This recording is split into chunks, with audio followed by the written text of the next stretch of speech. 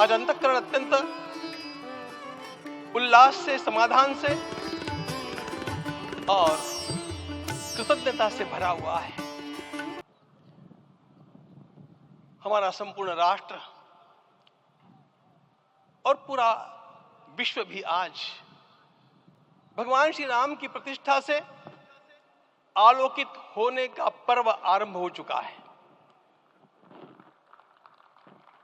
यह केवल एक मंदिर में एक मूर्ति की प्रतिष्ठा नहीं है, यह इस देश की अस्मिता, इस देश का स्वाभिमान और इस देश का आत्मविश्वास, इसकी प्रतीक्षा है। 500 वर्षों की प्रतीक्षा के पश्चात यह संभव हो सका। इसके जो अनेक कारण हैं, उनके ऊपर तो आलोक हमारे सारे सम्माननीय अभ्यागत डालेंगे ही। मैं केवल एक काम के लिए यहां पर खड़ा हूं, छोटा सा काम। कारण तो अनेक होते हैं, लेकिन अनेक कारण मिलते मिलते आखिर वे एक विशिष्ट स्तर तक पहुंच जाते हैं और उस स्तर पर कोई महापुरुष हम लोगों को उपलब्ध होता है और उस विभूति के कारण युग परिवर्तित हो जाता है। इस प्रकार का परिवर्तन लाने के लिए अपने जीवन को साधना पड़ता है और इस प्रकार जीवन साधने वाले हमारे इस देश की परंपरा के अनेक महान रत्नों में आज हम लोगों को समय की आवश्यकता, युग की आवश्यकता, सनातन के अंतःकरण की आवश्यकता के रूप में हमारे सम्माननीय प्रधानमंत्री जी प्राप्त हुए हैं।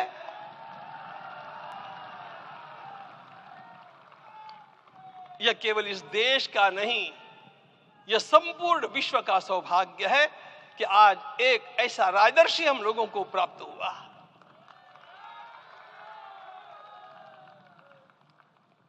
आपके मंगल हाथों से आज प्रतिष्ठा होने की बात थी, वह स्वाभाविक भी था, वो होना ही था मित्रों। लेकिन मुझे इस बात का आश्चर्य हुआ जब मुझे लगभग 20 दिन पूर्व समाचार मिले कि माननीय प्रधानमंत्री जी को इस प्रतिष्ठा के लिए स्वयं अपने लिए क्या क्या अनुष्ठान करके सिद्ध करना चाहिए स्वयं को, उसकी नियमावली आप लिख करके भेजें।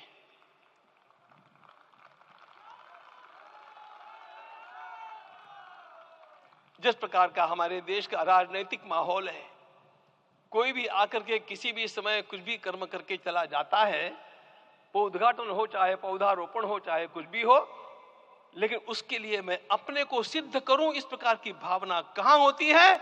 यदि किसी ने पूछा तो मैं कहूंगा कि यहां होती है। भगवान श्री राम की प्रतिष्ठा करनी है। भारतीय जीवनादर्शों के सर्वोच्च आदर्श भगवान श्री राम है और इन समस्त जीवनादर्शों की प्रतिष्ठा करने के समान ही यहां की प्रतिष्ठा रही है। इसलिए एक महान विभूति को ऐसे लगा कि मैं अपने को भी साधूं। मैं कर्मणा मनसा वाचा, कर्म से, मन से और वाणी से अपने को उसके लिए शुद्ध बनाऊं, सिद्ध बनाऊं, और उसका मार्ग तप ही है। भगवद गीता ने कहा, यज्ञ दान तप कर्म न त्याज्यम कार्यमेव तत्। तप से ही विशेष परिशुद्धि होती है। आज मुझे आपको बतलाने समय अंतःकरण गदगद होने की अनुभूति हो रही है। मैंने तो कहा था, हम लोगों ने महापुरुषों से परामर्श करके लिखा था, आपको केवल 3 दिन का उपवास करना है। आपने 11 दिन का संपूर्ण उपोषण किया। हमने 11 दिन एक भुक्त रहने के लिए कहा था, उन्होंने अन्न का ही त्याग कर दिया। महाभारत में कहा गया है, अनशन यह सबसे बड़ा तप है, अनशन। और उसको उनके जीवन में साकार होते हुए मैंने केवल देखा नहीं, मैं थोड़ा तार्किक हूं। आपकी परम पूजनीय माता जी से मिलकर के मैंने उसको रिकन्फर्म भी किया था कि आपका ये अभ्यास 40 वर्षों का है। ऐसा तपस्वी कोई राष्ट्रीय नेता प्राप्त होना यह सामान्य बात नहीं है। वे इन दिनों में हमने कहा था कि आपको विदेश प्रवास नहीं करना चाहिए क्योंकि सांसर्गिक दोष भी आते हैं। विदेश प्रवास टाल दिया सांसर्गिक देशों के इस दोषों की संभावना के कारण, लेकिन दिव्य देशों का प्रवास ऐसा किया। नासिक से आरंभ किया, गुरुवायूर गए, श्रीरंगम गए, रामेश्वरम गए।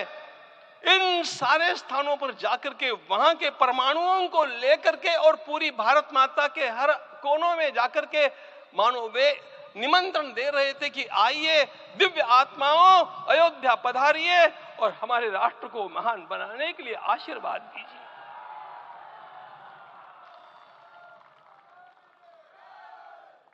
हमने केवल कहा था 3 दिनों तक आपको भूमि शयन करना चाहिए। 11 दिनों से आप भूमि शयन कर रहे हैं। इस कड़कड़ाती ठंड में इस प्रकार का शयन करना, मित्रों, ब्रह्मा जी ने सृष्टि को निर्माण किया। उस समय उन्होंने एक शब्द को सुना था। भारत की संस्कृति का सबसे मूल शब्द है तप तप इति।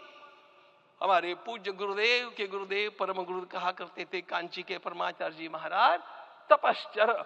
मैं जब भी उनसे मिलता था वे कहते थे तपश्चर। आज तप की कमी हो गई है और उस तप को हमने साकार आप में देखा। मुझे इस परंपरा को देखते हुए केवल एक राजा याद आता है जिसमें यह सब कुछ था, और उस राजा का नाम छत्रपति शिवाजी महाराज। छत्रपति शिवाजी महाराज। मित्रों, लोगों को पता नहीं है शायद,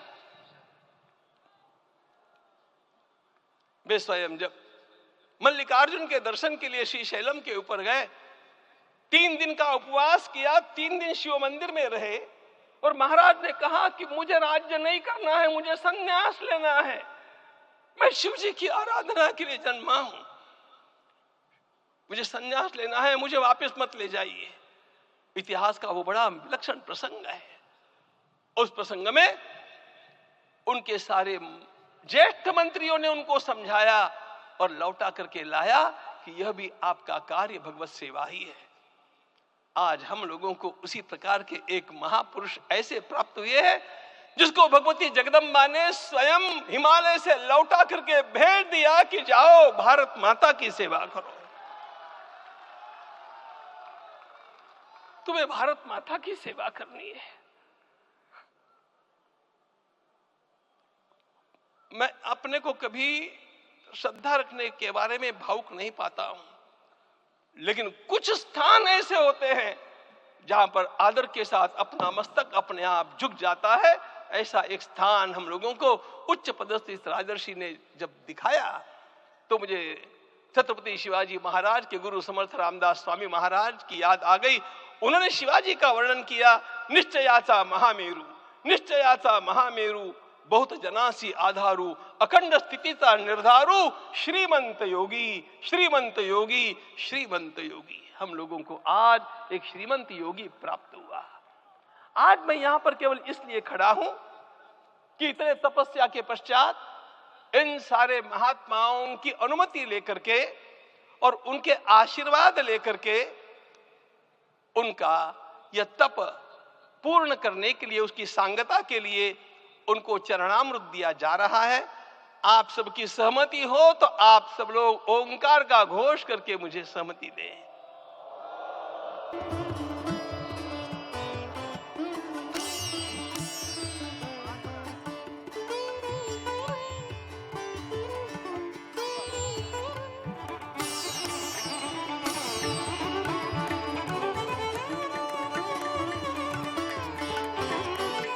अपना उपवास पूर्ण कर रहे हैं माननीय प्रधानमंत्री।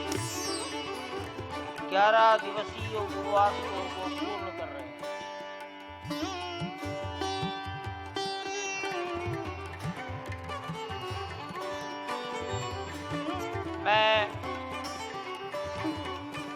राम जन्मभूमि तीर्थ क्षेत्र के अध्यक्ष पूज्य महंत नृत्य गोपाल दास जी महाराज, मणिराम छावनी अयोध्या के श्री महंत के चरणों में निवेदन करता हूँ आशीर्वचन।